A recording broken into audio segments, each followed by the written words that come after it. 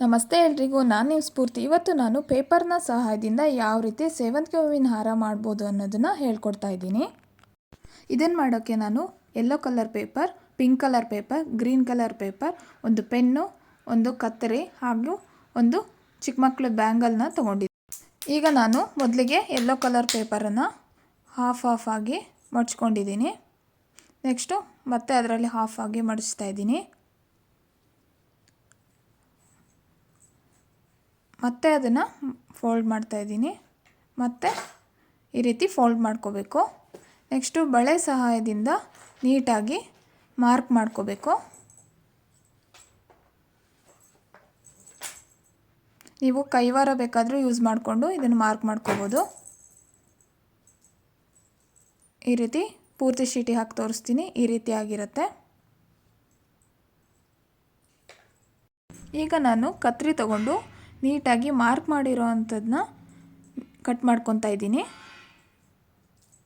ಈ ರೀತಿ ಕಟ್ ಮಾಡಿ ಇಟ್ಕೊಂಡಿದ್ದೀನಿ. ಇದೇ ರೀತಿ ನಾನು ಪಿಂಕ್ ಕಲರ್ ಸಹ ಮಾರ್ಕ್ ಮಾಡಿ ಇಟ್ಕೊಂಡಿದ್ದೀನಿ. ಇದಕ್ಕೆ ನಾನು ಇವಾಗ ಸೆಂಟರ್ನ ಗುರ್ತು ಮಾಡ್ತಾ ಇದ್ದೀನಿ. ಈಗ ಕತ್ರಿ ತಗೊಂಡು ಮಾರ್ಕ್ ಮಾಡಿರೋ ಥರನೇ ಕಟ್ ಮಾಡಿ ಇಟ್ಕೊತಾ ಇದ್ದೀನಿ. ಕಟ್ ಮಾಡಿರೋದು ಪೂರ್ತಿ ಈ ರೀತಿ ಇದೆ.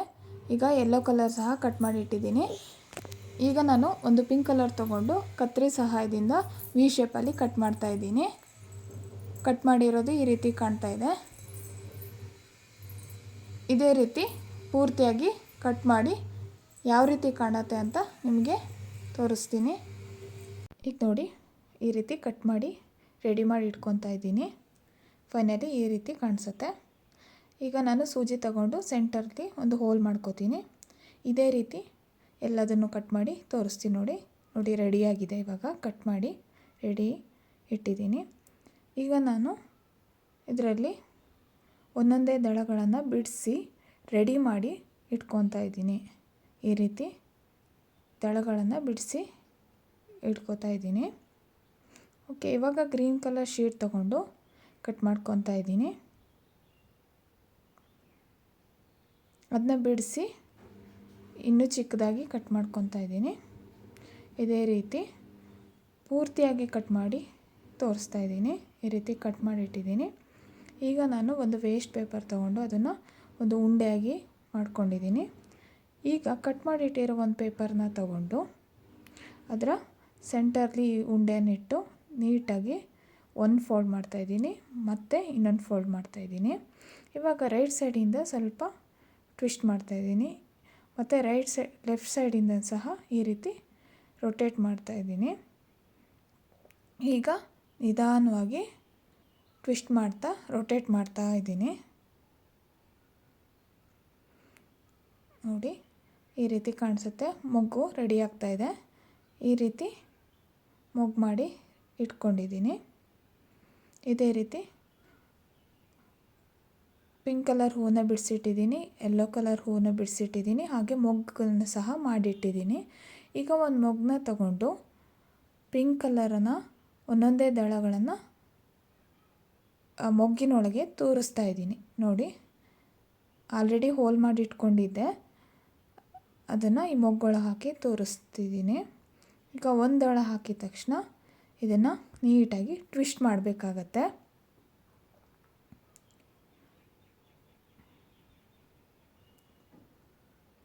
ಮತ್ತು ಇನ್ನೊಂದು ದಳ ತಗೊಂಡು ಮತ್ತೆ ಮೊಗ್ಗೊಳಗೆ ತೋರಿಸ್ತಾ ಇದ್ದೀನಿ. ಈಗ ಒಂದಕ್ಕಿಂತ ಎರಡನೇದನ್ನ ಸ್ವಲ್ಪ ಕಡಿಮೆ ಟ್ವಿಸ್ಟ್ ಮಾಡಬೇಕಾಗತ್ತೆ. ಈಗ ಮತ್ತೊಂದು ದಳನ ತಗೊಂಡು ಮೊಗ್ಗಿನೊಳಗೆ ತೋರಿಸ್ತಾ ಇದ್ದೀನಿ. ನೋಡಿ, ಇವಾಗ ಅರ್ಧ ಹೂವು ರೆಡಿಯಾಗಿದೆ. ನಾನು 6 ದಳಗಳನ್ನು ಹಾಕ್ತಾಯಿದ್ದೀನಿ ಒಂದು ಹೂವಿಗೆ. ನೋಡಿ, ಇವಾಗ 4ನೇ ದಳವನ್ನು ಇದರೊಳಗೆ ತೋರಿಸ್ತಾ ಇದ್ದೀನಿ.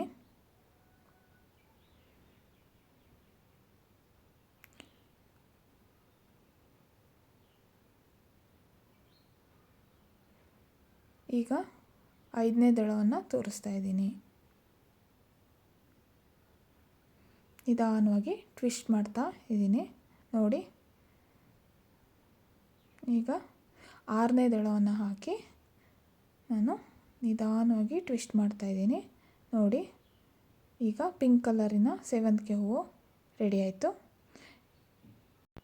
ಈಗ ನೋಡಿ, ಮತ್ತೊಂದು ಮೊಗ್ಗನ್ನು ತಗೊಂಡು ಯೆಲ್ಲೋ ಕಲರ್ ದಳಗಳನ್ನು ಒಂದೊಂದಾಗಿ ಅದರೊಳಗೆ ಪೋಣಿಸ್ತಾ ಇದ್ದೀನಿ.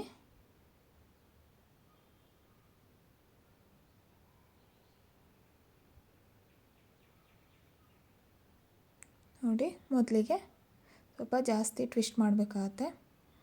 ನೆಕ್ಸ್ಟ್ ಇನ್ನೊಂದು ದಳ ತಗೊಂಡು ನೀಟಾಗಿ ಮೊಗ್ಗಿನೊಳಗಡೆ ಪೋಣಿಸ್ತಾ ಇದ್ದೀನಿ.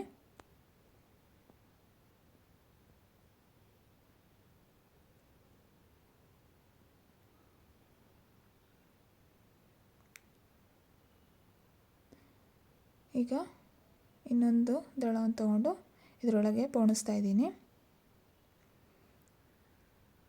ಮತ್ತು ಇವಾಗ ಅರ್ಧ ಹೂವು ರೆಡಿ ಆಯಿತು.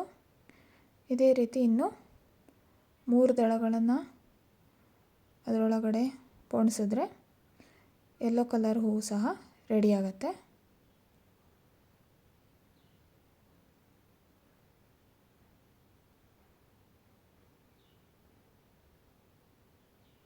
ನಿಧಾನ ಟ್ವಿಸ್ಟ್ ಮಾಡಬೇಕಾಗತ್ತೆ.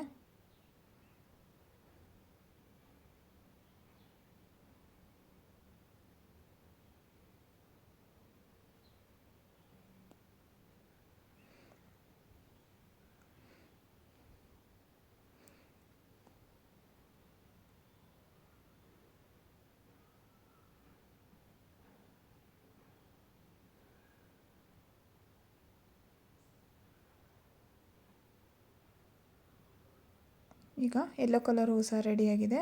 ಇದೇ ರೀತಿ ನಾನು ಯೆಲ್ಲೋ ಮತ್ತು ಪಿಂಕ್ ಕಲರ್ ಹೂವನ್ನ ರೆಡಿ ಮಾಡಿ ಇಟ್ಕೊಂಡಿದ್ದೀನಿ.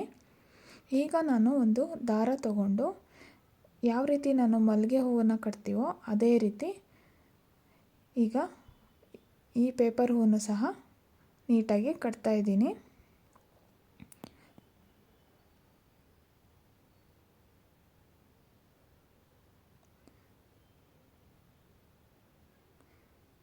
ಸ್ವಲ್ಪ ಒತ್ತೊತ್ತಾಗಿ ಕಟ್ಟೋದ್ರಿಂದ ತುಂಬ ಚೆನ್ನಾಗಿ ಕಾಣಿಸುತ್ತೆ. ಇದೇ ರೀತಿ ನಾನು ಒಂದೊಂದು ಕಲರು 10 ಹೂವು ಯೂಸ್ ಮಾಡ್ತಾಯಿದ್ದೀನಿ. ಅಂದರೆ ಒಂದು ಸೈಡ್ಗೆ 5 ಹೂವು ಬರೋ ಥರ 10 ಹೂವನ್ನ ಯೂಸ್ ಮಾಡ್ತಾಯಿದ್ದೀನಿ. ನೀವು ಎಷ್ಟು ಬೇಕಾದರೂ ಯೂಸ್ ಮಾಡ್ಬೋದು.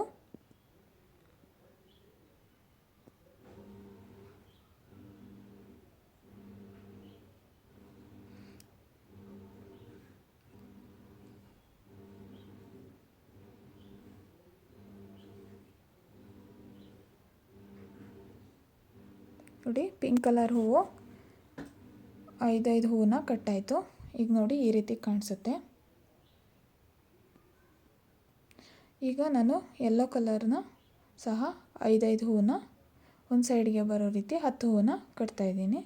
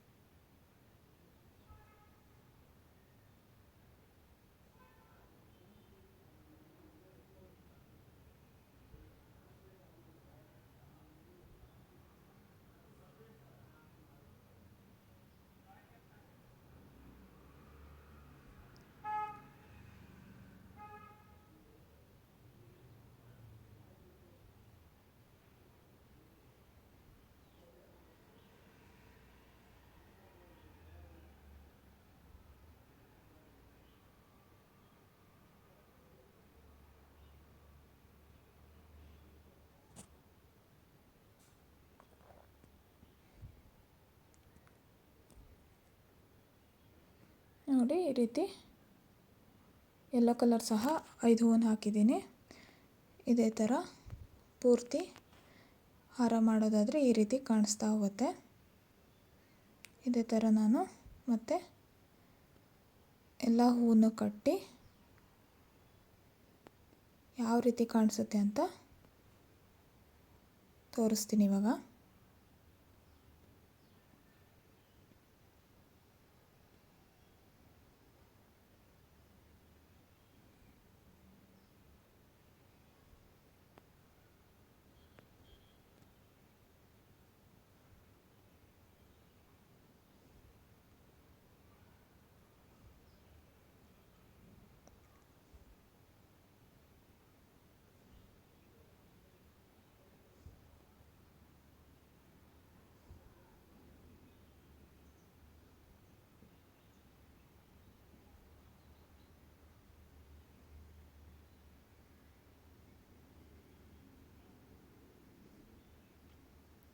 ನೋಡಿ ಇವಾಗ ಈ ರೀತಿ ಹೂ ಕಾಣಿಸ್ತಾ ಇದೆ. ಹಾರ ರೆಡಿ ಆಗ್ತಾ ಇದೆ. ಈಗ ಫೈನಲಿ ಹಾರ ಈ ರೀತಿ ಕಾಣಿಸುತ್ತೆ. ಈ ಥರ ಹಾರಗಳನ್ನು ನಾವು ಡೆಕೋರೇಷನ್ ಪರ್ಪಸಿಗೆ ಯೂಸ್ ಮಾಡ್ಬೋದು. ಮತ್ತು ಸ್ಕೂಲಲ್ಲಿ ಏನಾದರೂ ಕ್ರಾಫ್ಟ್ ಏನಾದರೂ ಹೇಳಿದ್ರೆ ಅದು ಸಹ ಈ ರೀತಿ ಮಾಡಿ ಕೊಡ್ಬೋದಾಗತ್ತೆ. ಫೈನಲಿ ಈ ರೀತಿ ಕಾಣಿಸ್ತಾ ಇದೆ. ಇದೇ ರೀತಿ ಮುಂದಿನ ವಿಡಿಯೋಗಳನ್ನು ನೋಡಿ. Thank you.